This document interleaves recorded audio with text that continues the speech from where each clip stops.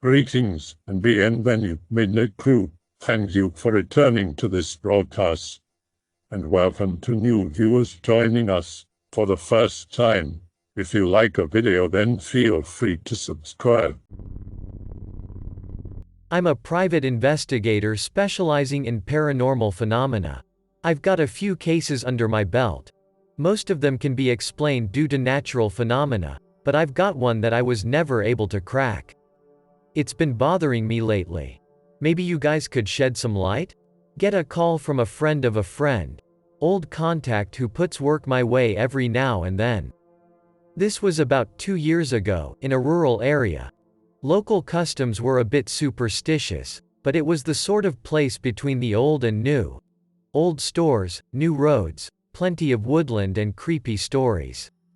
Farmer and his guys were experiencing strange shit. Noises on land that were like a screeching howl. Late in the night, a few sheep turning up dead, mutilated. Guy tells me about the belief in something else in a woods nearby. Nobody goes there, as a matter of principle. They had a stakeout a few weeks beforehand. 3 armed guys with knowledge of the land. Actually had a ram killed on watch, same M.O., in maybe a 5-minute gap between patrols. The head was gone. Like, decapitated. Led them to believe it could be a human fucking with them, trying to drive property values down, since the land was, actually, apparently of value, company looking to build houses there. Weird shit got them spooked, though, so, in I go. Get to meet the fellows working, living on the land. Nice people. The house is a bit far from the field where they keep their livestock. Cows are closer to the homestead, whereas sheep are further apart. The pie they made there was fucking delicious, and it's totally off topic, but they really were very welcoming people. Get hands-on with a recent victim. Looked like they'd been disemboweled. Local wildlife, maybe, but the tracks they left were big. I mean, bigger than normal. Like a huge wolf or something. Blood stops at the wood's edge. Fencing looked to have been trampled. Actively warned to be careful in there.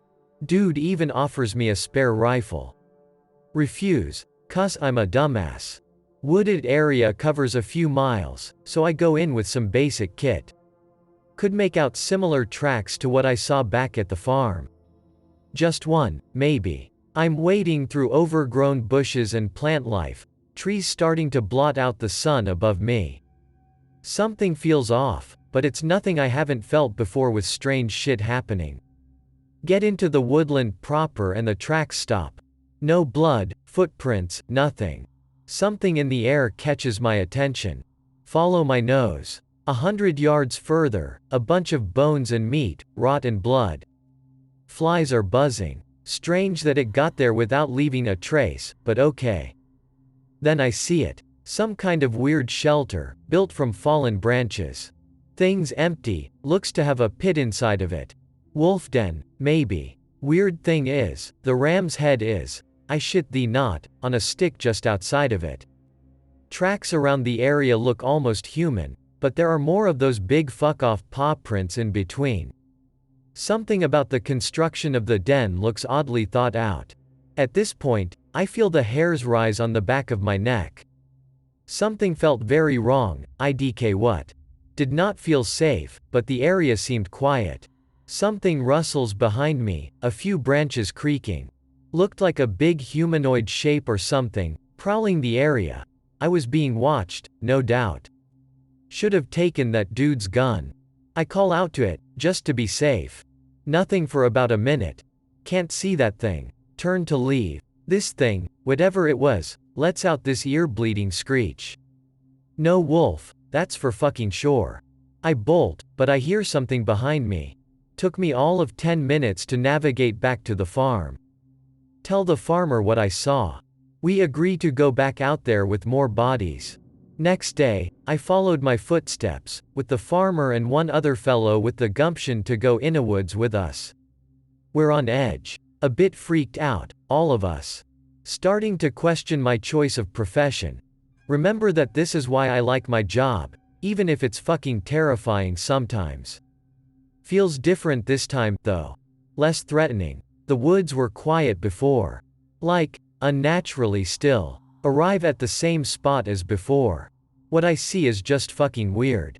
Bone pile, still there. Shelter? Gone. Just a bit with bits of wood covering it. Ram's head is still on a bloody stick out front, though. Tracks leading further afield. Decide not to risk it, since the country folk are already freaked and I'm starting to wonder if it'd be cat and mouse like this. Find a nest, come back, it's gone. Screeching off in the distance really sealed the deal for us, though. Farmer said it was what his boys heard. Leave. Spend 2 nights on watch with him.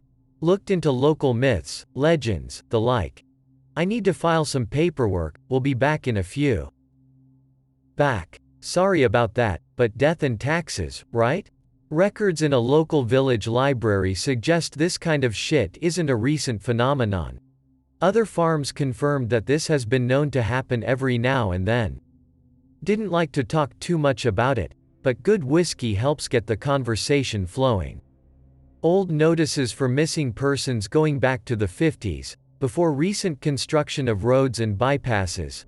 Village council notes detailing several discussions had about the local demons, and at least 2 eyewitness accounts matching, roughly, what we think we saw out there. Still stumped for what it could actually be. Decide to ask around for older residents that might have stories. One guy lived alone for about 30 years, used to own land near the woods, suggested it's been around at least since the 1800s.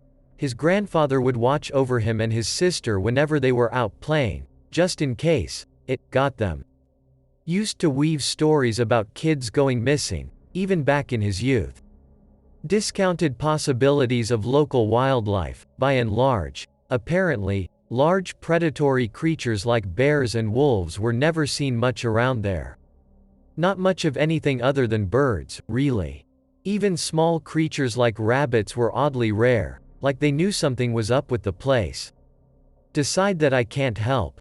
Not much of an outdoorsman and this is beyond my capabilities. Tell the guy at the farm what I've found. Pretty much just rumors and folklore with a few personal anecdotes. Couldn't give him a name for it, or advice, other than, don't go out at night without backup and a gun. Took it well enough. Was just glad to have more info, potentially an explanation. Had me over for dinner, left late. Shit thee not, as I was driving back to the city, leaving his farm, saw movement in the tree line. Could have been anything, but it looked too much like what we could have encountered. Get back home. File this one under, what the fuck? Text my guy about it. Case closed? Spend downtime lurking on image boards. 3 months later, get a call from my friend of a friend. The dude who owned the farm, one of his farmhands went missing on watch one night. Never found him. Still gets me that I never fully got a glimpse of it, but whatever it was. Fuck that. Wake up today. Make thread. So, what the fuck was it? Hey, X. I'm an ex-private investigator who was asked to gather information on a cult south of Sydney, Australia. The things I discovered were definitely of interest to this board. If the thread gets interesting, I'm happy to accept questions. I can't confirm or deny if anything I experienced was factually supernatural, but I have some strange experiences. Here's some background. Cult was allegedly responsible for a string of murders in the area in the 70s and 80s. Went under many names, none of them official. Worshipped, are coveted, a man from the ocean. Gathered on days of intense thunderstorms in the sand dunes south of Sydney City. Potentially practiced pagan ocean god worship which included blood sacrifice and orgies fueled by LSD. All Greentext my first encounter with them to start, I suppose. I arrived at an open day held at the beach, included a barbecue and some ball games. Seemed more like a youth group or church activity than a cult, but I suppose that's how they get you. One woman in particular painted blue from the face to the waist, wearing a patterned blue skirt and bikini top. Probably about 30 years old, white skin and natural red hair. Clearly in charge of activities for the day. I immersed myself and signed in at little folding tables staffed by teenage girls, one of which had more piercings in her face than I could count. Pretty standard beach fare for most of the day. When the sun started setting, the weird shit began. 6 little open fires were lit in a line along the beach just short of where the waves rolled in. Older staff started fire dancing and asked for the newcomers to kneel in rows and call out to the water. I refused, saying I wasn't comfortable kneeling. The blue woman was very kind and understanding. Asked her the purpose of the exercise and she told me the ocean will come in and pull your negative energy away. After about 2 minutes of calling out, the fire dancers came through asking for money donations while holding bowls and twirling their staves. I gave them $10 and the day started to come to an end. Shook hands and was invited to their next event 2 weeks away. I sat in my car and watched the organizers pack up. Blue woman and 2 fire dancers started kissing a young woman all over her body. The woman shed off her clothes and swam into the water, disappearing into the night. As far as I could see, the rest of the staff left after she jumped in. I waited for about an hour or so and I never saw her come out. Well, the genuinely spooky stuff happened on the 3rd event I attended, but I'll go over the 2nd event for context. Attend a meeting at a small bar above a bakery not too far from the beach. Drinking and chit-chat ensues. I drink soda water with lime as to keep a clear head but appear to be partaking. Blue woman is in attendance and the girl with the piercings, but everyone else is a new face. The blue woman is not blue this time. An older man with a goatee and long blonde hair, clearly in charge of things. Get chatting to him. Turns out he's around 60 years old but doesn't look it. Shoot the shit about surfing and how he likes to surf during thunderstorms. Eventually tells me about the man from the ocean, detailed in my earlier post. Keep an eye out for the swimming girl, she never turns up. I really wanted to ask about her but didn't want to arouse suspicion, so I kept my mouth shut. Eventually the older man, let's call him Dave, addresses the table after a few hours of light drinking and chit-chat. It's good to see new faces here who appreciate the ocean and the beach spiritually. A new housing development is being proposed for construction, native habitat being bulldozed, sacred ground. I tell them how I too am against its construction, which is bullshit, but hey, when in Rome. After everyone is leaving, he tells me about another meeting I might be interested in. Calls it a storm ceremony. Tell him I'm not really into spiritual things like that. Tells me I can't miss it, it will be, and I quote, sensational. Agree to go to the ceremony, which was scheduled on the coming Saturday's evening, during a thunderstorm, in the sand dunes where the Wanda Beach murders took place. Mention the safety issue of being in an elevated, open space during a thunderstorm. Dave laughs it off, says if you respect the ocean it will never turn its back on you. Wonder what it had to do with the ocean, and head home. The 3rd and final time I attended one of this organization's meetings was a night I will remember forever. Parked my car at about 9 p.m. on the Saturday night in a communal parking lot near the entrance to Wanda Beach sand dunes. Would take about 30 minutes to hike to dunes where the ceremony was set to take place. Brought a torch, a heavy raincoat and a Swiss Army knife, as well as my phone and wallet, obviously.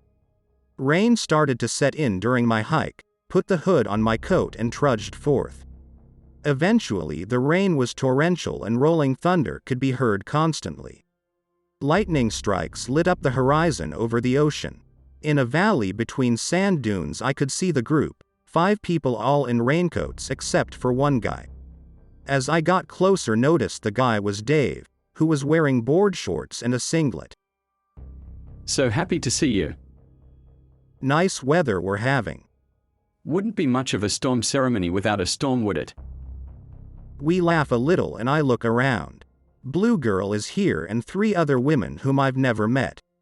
We walk and talk for about 15 minutes and we arrive in a strange valley. I immediately take note of a small sailboat sitting upside down on some wooden blocks up against some bush. I ask Dave what we're doing here. Dave tells me we're protesting the housing development. I tell him it's a pretty shitty protest if nobody will see us, and he laughs it off. Eventually the rain dies off to a light drizzle and Dave pulls some wood and newspaper out of the boat and tries to get a fire going. There's a bunch of log stools around an established fire pit not too far from the boat he shows us. Blue Girl squirts lighter fluid onto the fire pit and the two of them get a fire going after about 30 minutes with the rain mostly subsided. Sit down on a log stool and Dave offers me a beer from his backpack. Crack the beer and make small talk with one of the girls. She tells me this is her second storm ceremony and the last one was amazing.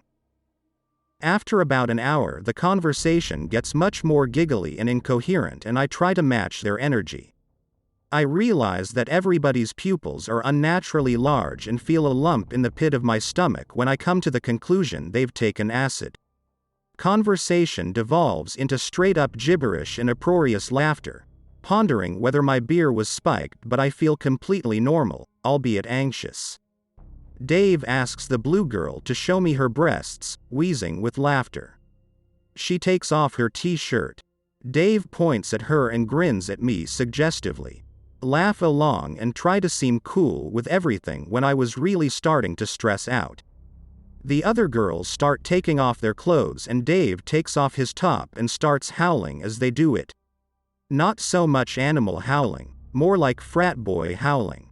He's laughing hysterically and clapping his hands as the girls dance around. I'm the only one that hasn't left my seat. Eventually Dave whispers in Blue Girl's ear looking at me and Blue Girl comes and kneels in front of me. She places her hand on my leg and says, and I quote, "Do I look fuckable to you?"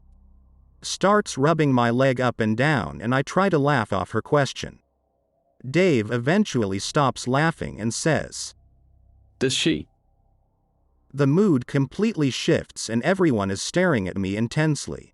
The two other girls are visibly frightened and are whispering to each other.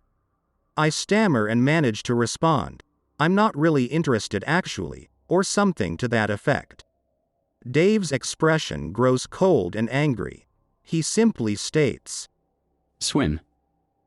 Blue Girl grips onto my pants and starts saying, "Swim," with a big grin on her face, giggling a little. I stand up and she lets go. I think I'm gonna leave, mate. Dave storms towards me and pushes the blue girl out of the way. She cowers from him. He gets right in my face and says, You want to get far, mate?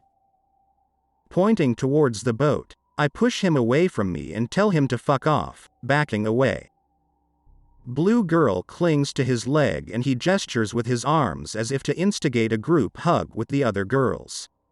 I start walking away as they all hug him and he incessantly says, You won't get far, not gonna get far, mate.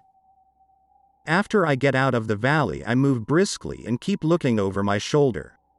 Hate to admit it, but I was fucking terrified. Eventually I could see from the top of the sand dunes down into the valley and spotted the campfire light. At least 20 people were standing around the fire. I heard some noise coming from further up the path, so I slinked into the bush and laid on my stomach amongst some scrub, trying to make myself as small as possible. 3 young men came through, all shirtless, carrying another young man who appeared unconscious. They were speaking very loudly and I heard one of them say to, Tell Dave this one doesn't swim. Wait 10 minutes or so for them to pass and get up, practically running at this point. I'm not far from the car park when the storm really sets in, extremely loud thunder, torrential rain and frequent lightning. I get to my car and drive the fuck out of there. Call the police on the way, say I saw some people out there while walking my dog. I receive a call the next day from the police. They didn't find anything and it was probably just teenagers. Tell my client I'm discontinuing the assignment and give them a substantial discount. Went back to uni about 3 months later. Be me, 4 nights ago. Been living with tinnitus for a good long while now. For some reason that night it was just bothering the fuck out of me. I couldn't concentrate on the game I was playing on my phone. Put phone down. Cover my ears, knowing full well that won't do shit. Oh, that's not gonna help. Hear this shit clear as day. Brush it off. Fuck it, I need to sleep. Lay on my bed. At some point, I probably fell asleep. Suddenly wake up. Can't move. Oh fuck, is this sleep paralysis? Docs. Nothing out of the ordinary. At first. Feel wave of inexplicable fear just take over me. Then the pain comes. It's like a leg cramp but in my head. Then it stops hurting.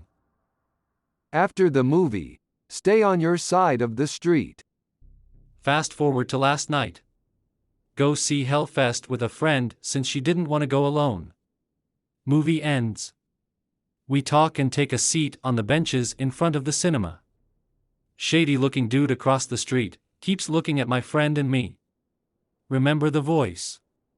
Spooked.jpg. After few minutes, cop pulls over to the curb across the street. Shady dude pulls out a fucking gun. Don't taste me, bro, Avi. Fast forward to about an hour ago. I'm reading a book. Back of my eyes start hurting, then the cramping sensation starts. Just follow what I say and you'll be safe. What.png? At some point either before or after that statement I'd put my book back in the shelf at the foot of my bed.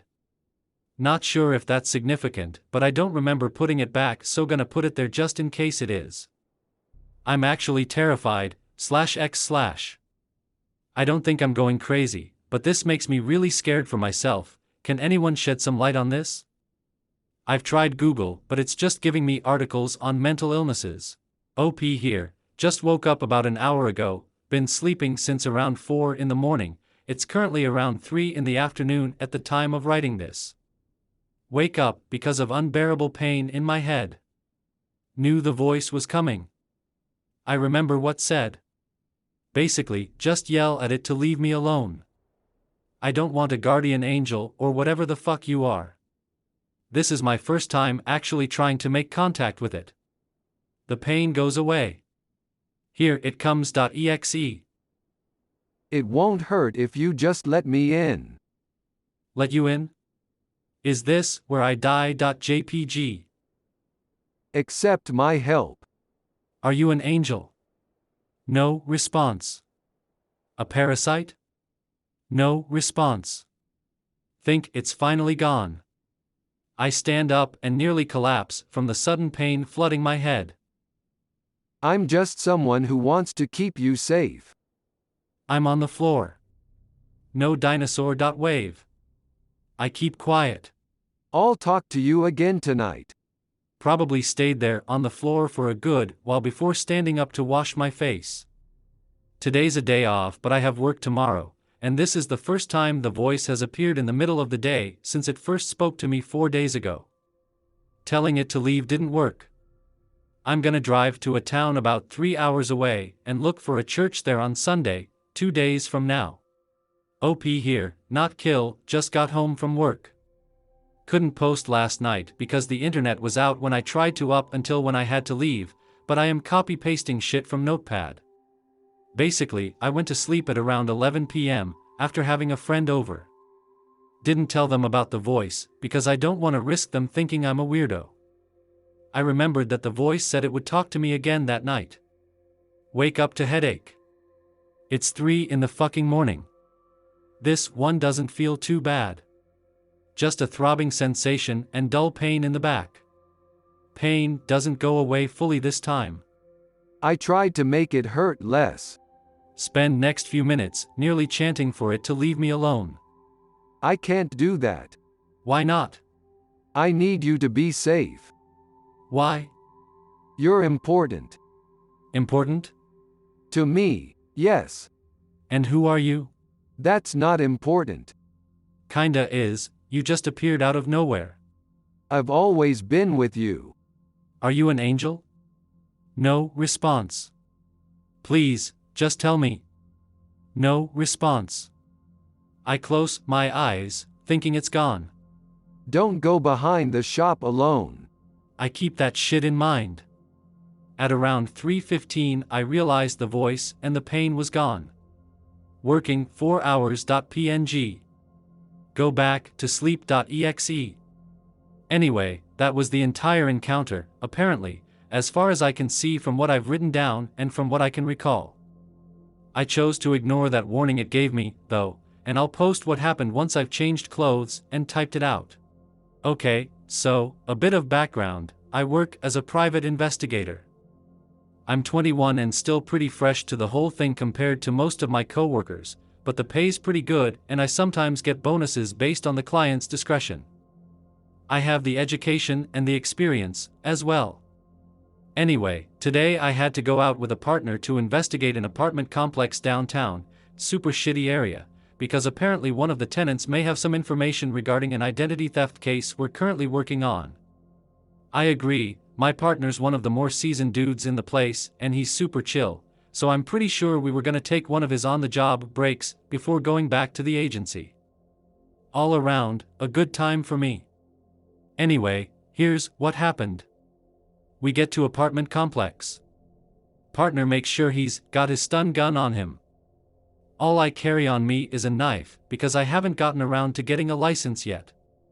Not really worried, since we haven't had to use our weapons since I started this job a year ago. Knock on the door of the guy we were supposed to talk to. No answer. We knock again. No answer. Suddenly the neighboring door opens, and this dude just books it away from us. I chase after him. Partner is considerably slower. I start yelling some bullshit about being a cop. Not really a cop though. Keck. We pass a shoe shop. I remember this shop has one of those chain link fences that also has a roof. He turns the corner. I start slowing down to catch some air. If he ducks behind the shop, then I win. If he runs away, then I can't really chase him, I'm too tired. He ducks behind the shop. Got you now, boi.jpg. Remember what voice said? I guess I'll die.jpg. I turn the corner. Yup, the chain link fence is there along with the roof. Also a bunch of garbage bags and a dumpster. No sign of the guy though. Figure he's hiding. I stand there for a few minutes just debating whether or not I should go in and risk probably getting shivved with an AIDS-ridden knife. I pull my knife out. I have a little bit of experience in boxing, but that's about it. If he tries to hurt me, I just gotta stab his ass before he gets me right. Motherfucker jumps out with a fucking handgun. Oh fuck, oh shit. I should have brought a stun gun at least. Feel sudden spike of pain in my head. Oh shit, this is exactly why I wanted to get rid of the voice ASAP. You're an idiot. I gave you one job. I don't wanna die. I don't want you to. The guy screams and fucking collapses. I look around. There's nothing there. Then it hits me. Just this wave of unexplainable fear, to the point I can feel my entire body just freeze up. Walk away. I walk out of the alley, my partner's there. You good, Anon? Yeah, the dumbass had a gun, call the cops. Everything after that is irrelevant, but I can't shake that feeling of nothing but terror, like my balls were gonna come out of my mouth from how scared I was. The guy we were chasing were taken in by the cops for questioning, and I had to file a report explaining what happened. At least I didn't have to go in for questioning because I was on the job and the attorney that hired us was buddies with one of the cops that arrived first. I hope that you enjoyed tonight's broadcast. If you enjoyed tonight's story, then please subscribe to the channel as more green texts will appear daily. A new broadcast will appear when the clock strikes midnight Central Time.